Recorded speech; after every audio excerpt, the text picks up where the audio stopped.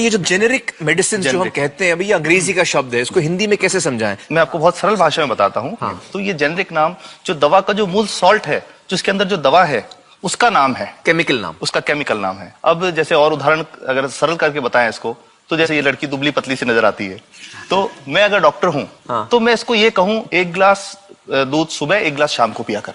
पर चिकित्सा के व्यवसाय में दुर्भाग्य से हमारे देश में ऐसा नहीं हो रहा। हम ये नहीं कहते कि आप भैंस का दूध लेके आइए, हम कहते हैं कि वो रामू की भैंस का दूध लेके आना। यही ब्रांडिंग है। ये जब उसकी दुकान पे जाती है, वो कहता है 500 रुपए लीटर है, लेना है कि नहीं लेना। तो जो 30 रुपए की चीज है वो 500 रुपए में मिलती है। तो अगर मैं डायबिटीज की दवा ले रहा हूं और अगर मैं ब्रांडेड दवा लेता हूं तो मुझे कितने की पड़ेगी? जैसे एक 117 रुपए में भी है, 117 रुपए में मिलती है। और अगर वही चीज हम उसके जेनेरिक मेडिसिन के नाम से लें तो वो कितने की बनती है? वो मात्र 1 रुपए 95 पैसे में 10 गोली मिलती है।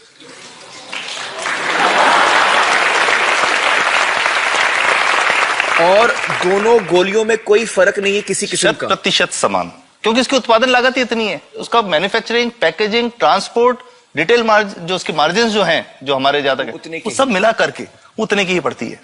कुछ कैंसर के मैं आपको उदाहरण दूंगा, उसमें एक ही दवा जो ब्लड कैंसर के काम में आती है, बाजार में 1.25 लाख रुपए का एक पैकेट मिलता है। 1.25 लाख का एक पैकेट जो 1 महीने चलता है। और जेनरिक में वही दवा जेनरिक में अलग अलग कंपनीज जो बनाती हैं, एक 10,200 में बेचती है, एक 8,800 में बेचती है और एक 6,500 में बेचती है। मतलब ये आपका ये कहना है कि आपके ये प्रयास से इतने कम में राजस्थान में पब्लिक को, आवाम को ये दवाएं पहुंचा रहे हैं आप इस वक्त? जी, क्या बात है।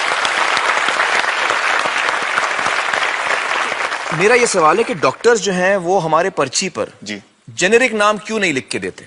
क्यों लिखते हैं वो ब्रांडेड? जाने नहीं देंगे बाहर फिर? नहीं, सब जाने देंगे। जब एक नया मेडिकल प्रैक्टिशनर जब प्रैक्टिस शुरू करता है, तो उसके पास जो कंपनी के जो मेडिकल रिप्रेजेंटेटिव्स होते हैं, सेल्स बढ़ाने का उनका काम होता है, मार्केटिंग प्रिंसिपल के हिसाब से सेल्स एजेंट होते हैं बेसिकली। फिर वो कहते हैं साहब आप हमारी जो दवा है यही लिखना, ये बहुत बेहतर दवा है, इससे मरीज ठीक होगा। और उनको डॉक्टर्स को लिखने के लिए उनको प्रेशराइज किया जाता है, उनको टेम्प्ट किया जाता है। तो ये इसमें बहुत बड़ा कारण है जो दवा की कीमत को उसकी वास्तविक कीमत से 5, 10 गुना, 20 गुना तक बढ़ा देता है। एक बहुत बड़ा कारण है, क्योंकि हमारे पास जब हम टेंडर करते हैं तो बहुत सारे कंपनी वाले आते हैं, जो भारत की जो सबसे बेहतर कंपनियां, जिसके भी नाम वो रेपुटेड कंपनियां जिनके नाम आप ले सकते हैं, वो सभी हमें वो उसको जो 70 रुपए की है उसको 2 रुपए में, 5 रुपए में दे रही है। 30 रुपए की दवा 2 रुपए में दे रही है। इतना ज्यादा फर्क। तो कंपनी तो दे सकती है और देना चाहती है, और हमें देती भी है इतनी कम दामों में, हमें दे रही है ना, ये संभव तो है। अच्छा, मैं आपको बताऊंगा कि भारत से हम लगभग 45,000 करोड़ रुपए की जेनरिक दवाइयां प्रतिवर्ष विदेशों को निर्यात करते हैं। आप भेजते हैं दुनिया भर में जेनरिक, ये जो सस्ती दवाएं हैं आप विश्व भर में भेजते हैं, और हमारे लोगों को नहीं मिल रही। हमारे देश में महंगी है, हमारे देश में महंगी है। और अगर ऐसा है तो हमें कोई ईस्ट इंडिया कंपनी की जरूरत नहीं, हम वापस उसी दिशा में जा रहे हैं। आपने जब ये शुरू किया तो आपको कोई रेजिस्टेंस फेस करना पड़ा राजस्थान में? देखिए, जो प्रयास हम कर रहे हैं ये बेसिकली धारा के विपरीत बहने का एक प्रयास है जी। काफी थ्रेट्स भी हैं, क्योंकि इसमें माफियाज भी हैं, ड्रग माफियाज जो ऑपरेट करते हैं। और हम हमेशा ये बात कहते हैं कि हम 100 साल से भी पुरानी शोषण की व्यवस्था को बदलना चाहते हैं, पर हमने हमेशा डॉक्टर्स को दोषी नहीं माना। सारे डॉक्टर्स बुरे नहीं है। 50-60% तो जेन्युइनली वो चाहेंगे कि गरीबों को कम कीमत पे दवा मिल जाए, वो चाहेंगे। और आज भी ऐसे डॉक्टर्स हैं जो अपने घर से सैंपल्स ला करके अपने जेब से पैसे निकाल के मरीज का इलाज कराते हैं। ऐसे डॉक्टर्स आज भी हैं। बिल्कुल सही। तो मैं इनको एक उदाहरण भी बताता हूँ कि कैसे हमारे जो काम वाली थी, उसका बच्चा था छोटा। इंसिडेंटली हम कुछ समय छुट्टी मनाने कोई बाहर गए। जब हम लौट के आए 10-12 दिन बाद, तो वो लक्ष्मी के साथ उसका छोटा जो बेटा था राजू, वो भी उसके साथ आता था जब, और मेरे बच्चों के साथ खेलता था, मेरी बेटे के साथ खेलता था। तो वो लक्ष्मी अकेली आई, राजू नहीं आया। तो हमने पूछा कि क्या हुआ, तो उसने जो बात बताई कि साहब वो उसको, आप गए थे, उल्टी दस्त हो गया था।